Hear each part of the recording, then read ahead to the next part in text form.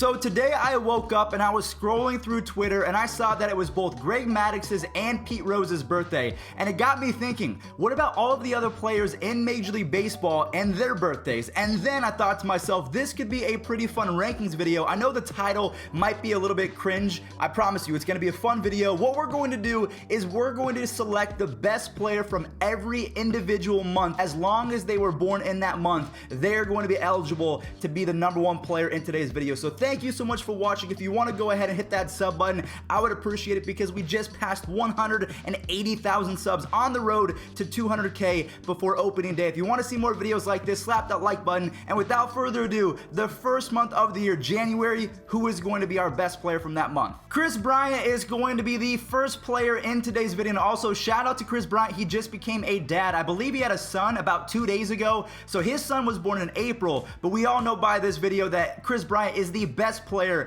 from the month of January. So he was born on January 4th, and I can tell you guys right now that we could be looking at a potential future Hall of Famer. Now it's going to be tough because he did get a late start to his career. I believe he played 3 or 4 years down in San Diego. So guys like Ronald Acuna Jr. and Juan Soto, they have head starts because they've been playing since 19 years old. But we've seen what Kris Bryant can do. He's won a World Series. He's won a Rookie of the Year, an MVP. He's a 3-time All-Star, and he's only played 5 seasons. And to get a 24 WAR in 5 seasons, that is pretty electric. He had a bounce-back season in 2019, so I expect big things from him once the season actually starts, which I hope is soon. But yeah, congrats to Kris Bryant on the newborn son. Moving on over to the month of February, I am going to pick Justin Verlander. So for the second rankings video in a row, Mr. Verlander is making an appearance. He was born February 20th, 1983, and this man has had some crazy dominant seasons. I mean, if we go back to 2000, when did he win the MVP? In 2011, he won both the Cy Young and the MVP. But for right now, we're talking about the best current players, and he's still the best from February because in 2019, he won yet another Cy Young. He had 300 strikeouts, a 2.58 ERA. He led all of baseball with 223 innings pitched, a 34, the guy went 21-6 in 34 starts, which is absolutely insane. This guy is going to be hopefully even better at age 37 years old, because if he can do that, he's pretty much the Randy Johnson, like the modern day Randy Johnson, just gets better and better and better as he ages. And as my man Giraffe Dick Mark likes to say, he ages like fine wine. Get all of your jokes out now. I know that Bregman was part of the 2017 Astros, so he is going to get some criticism, but let's not beat around the bush. In 2019, Alex Bregman had one of the best offensive seasons that we've ever seen from a third baseman. And according to Robert Manfred, the Astros were clean this year, so Alex Bregman, I'm going to tip my cap at least for the last year, because he had a 9.1 WAR with 41 home runs, a 296 batting average, but no one cares about batting average, but he had a 1015 OPS. He led baseball with 119 walks to only 83 strikeouts. So this man definitely deserves some credit. I hope that he's able to kind of tone it back, because he's a little bit spicy. He can be sassy and really go at it with his attitude. So hopefully he can pull it back just a little bit. Once the season starts, I'm hoping that they can regain some of the respect and play clean, shut their mouths, and actually do what they need to do, because they don't need to talk anymore. Carlos Correa, Jose Altuve, Bregman, those 3 guys just shut up, play baseball. But I think for the month of March, I think it's pretty evident, even though he's not the nicest guy or the most liked guy at this moment, he's the most talented, so I'm going to give him that. So I'm not going to lie to you guys, leading up until the month of April, it's been pretty easy to pinpoint one specific player that is the best from that month. Kris Bryant, Justin Verlander, Alex Bregman, all superstars in their own right. But April, it gets pretty tough because we have 2 high-profile, best of the best players, Aaron Judge going up against Nolan Arenado. So I want you guys to let me know in the comment section down below, who would you take for 162 games if you could choose after we break down each of these players? Aaron Judge, an all-time great talent. I know that he strikes out a lot, but hear me out. His arm and his glove in right field is some of the best that we've ever seen. Plus, he has 60 home run potential. You can't really find that. Usually, when a guy can hit that many home runs, he's not going to be the best with his legs or in the outfield. He is... I mean, he's an all-time talent, so please give Aaron Judge the respect that he deserves. In under 400 games, this man almost has a 20 career WAR, which is insanity. Next up, Nolan Arenado. What more do you want out of a third baseman? He is the modern-day Mike Schmidt, but honestly, he could end up being better than Mike Schmidt because of Coors Field. Now, he does hit really well in other ballparks, so I don't want to poo-poo his entire case that he's a product of Coors Field, but he's a 7-time Gold Glove winner, and that's 7 years in a row. He's going to hit 40 home runs. He's not going to steal you any bags or anything, but the guy, I mean, Aaron Judge versus Nolan Arenado. Who do you pick? Please let me know. I'm going to take the easy route and leave it up to you guys. I mean, maybe you go with Judge if he's healthy, but then again, it's Nolan freaking Arenado. I can't pick, so yeah, you guys do it for me. The only reason why the Cleveland Indians felt comfortable trading Corey Kluber, their ace of the last 5 to 6 years, is because of our next player, Shane Bieber, in my opinion, the best player born in the month of May. He had a dominant 2019. I think he finished in the top 3 or 5 in Cy Young, and that's why they traded him. They shipped Corey Kluber away because the Indians feel comfortable with Bieber, Clevenger, Carrasco, Plesac. Shane Bieber in 2019 had a 15-8 win-loss record, a 3.28 ERA, so I know his counting stats are not the best, but he had a ton of strikeouts. He actually led baseball in shutouts or complete games, so he can go the distance. I honestly think that this was one of the weaker months. If Shane Bieber is your best player, honestly, as good as he is, it is a weak month. So the month of May, a little boring, although I am an Indians fan. I don't think a lot of you guys care about Shane Bieber, so yeah, month of May, we're done with that. Oh man, here we go. Yet another tough month. A lot of you guys might not think this is super tough, but because Anthony Rendon is so good with the stick, you almost have to really think about it.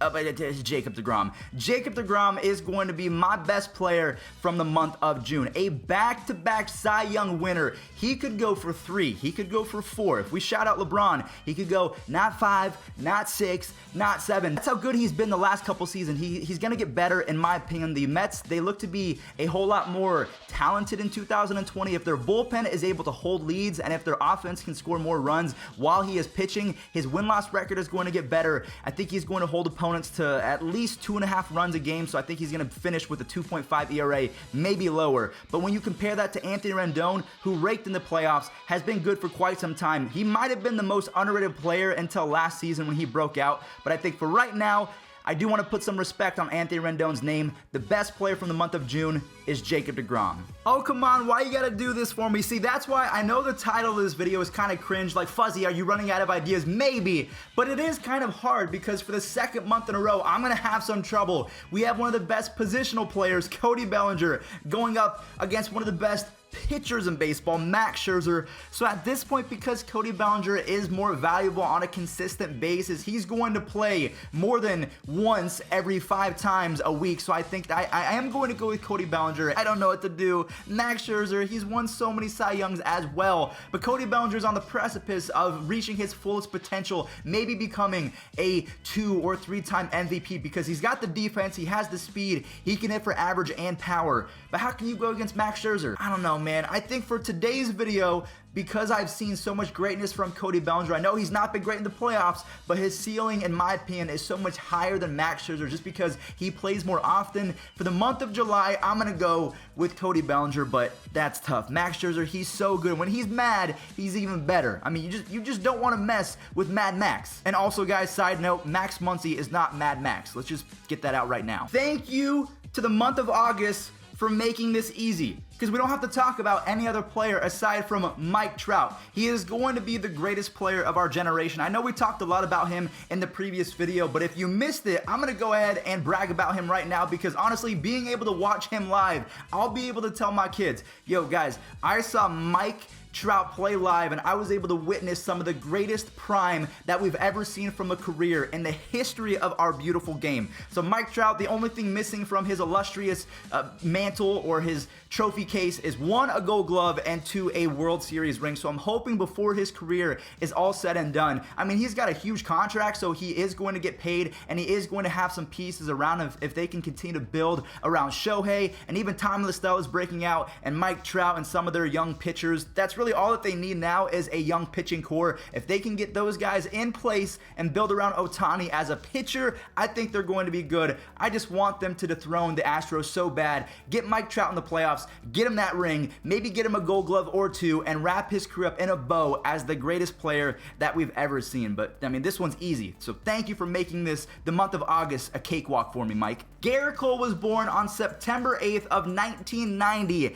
and in 2019 had an historic season. I think he was robbed of the Cy Young by his buddy Justin Verlander, but I do think that Cole is going to get a good amount of chances going forward because that Yankee squad is going to be stacked, and as long as he can keep his ERA under 2, the man could win 25 games. That's how good the Yankees team is going to be, and honestly, because of the lockdown, their players are going to be healthy to start the season as opposed to starting off with 4 or 5 injuries to some of their best players. But Gerrit Cole, he finished last year with 300 plus strikeouts, absolutely dominant. I do think that he should have won the Cy Young. I mean, come on, Verlander's already won 1. He's got an MVP under his belt. Give it to Gerrit Cole. He had a historic season. I don't think we'll ever see someone that's that dominant for a huge amount of time. I mean, I think he had a 1-something ERA from the second month of the season all the way till the end. He was great in the playoffs. He got a huge amount of money. The best player from the month of September is going to be Gerrit Cole. So I want to give some recognition to Bryce Harper. He was born in October, as well as Mookie Betts, but I don't think that anyone is going to say that Bryce Harper is currently better than Mookie Betts. Maybe some of you Phillies fans might have to disagree with me, but Mookie Betts is pretty much a less powerful but speedier Aaron Judge. They're both going to go down as all-time great defenders, but he can get it done in the batter's box as well. A couple different times he's approached that 1,000 OPS. I think he did it one time when he won MVP back in 2018. You guys might have to correct me on that. But is he going to be great with the Dodgers? That's really something that we have to wait and see. He could end up going back to the Red Sox for all we know if this Corona thing cancels the season, because he's going to get that 1 year of service time. He could go to any team he wants. He will be a free agent. But considering his Gold Glove, his arm, his speed, his average, he can do anything. He is a true 5-tool athlete, pretty much right underneath Mike Trout as one of the best overall players in baseball. Cody Bellinger, Mike Trout, Mookie Betts, the true 5-tool athletes of Major League Baseball. I'm not gonna lie to you guys, the month of November is going to be pretty tough. I mean, a lot of you guys might not think so because Francisco Lindor compared to Trevor Story, they're almost completely different players. Trevor Story is the speed and power guy.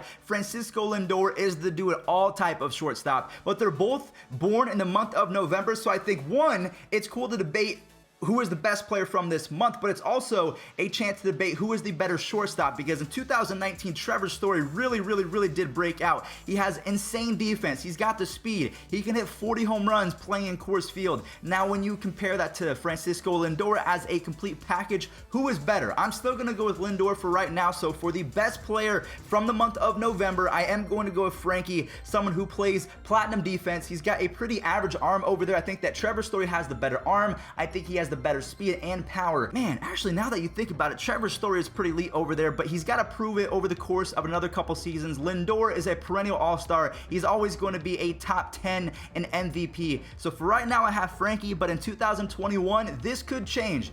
Trevor Story is knocking on the door as the best shortstop in baseball. So let me know, who would you take for 162 games? Just like I asked between Judge and Arenado, who would you take? Francisco Lindor or Trevor Story? And last but not least, the final month of today's ranking video. If you did enjoy, make sure you guys slap a like, and if you want to see more, please let me know if you have any ideas in the comment section down below. But we have 2 athletes and 2 superstars in the making. Actually, they're both superstars. They're not in the making. They are already here. They have arrived. Christian Yelich is our first player, and up next, Ronald Acuna Jr. There's almost a cult behind Ronald Acuna Jr. There's that whole debate of, is Juan Soto better than Ronald? And all of these Ronald fans go absolutely nuts. They'll curse your entire family lineage if you don't say that Ronald Acuna Jr. is better than Juan Soto. But for right now, we're going to focus on Yelich versus Acuna. I think that Acuna has the edge on defense because, let's face it, Yelich, he is not the best defender, but he has a pretty good arm. He's got pretty decent speed. He is excellent at stealing bases, and his power and his contact abilities are elite. So I'm going to go with Christian Yelich for right now. He almost won back-to-back MVPs. You guys probably heard me say that in the last video as well. If you haven't seen that, make sure you guys do that. I ranked every single baseball player by height. It'll probably be up in the top right of the video right now. But that is the final month. Christian Yelich versus Acuna right now. current day 2020, it's got to be Christian Yelich. But if you disagree with me, please let me know in the comments down below. I know I asked a lot of questions, but you know what? I want to get you guys engaged, get you guys involved, because let's face it, it's pretty boring right now in the world of baseball. Nothing is happening. So happy birthday to Greg Maddux. I think it's also Pete Rose's birthday today, April 14th. So if you guys enjoyed, again, don't forget to leave that like. I'll catch you all the next one. So make sure you guys don't forget that sub as well. You heard me. Come on, 200K before opening day. Let's get it.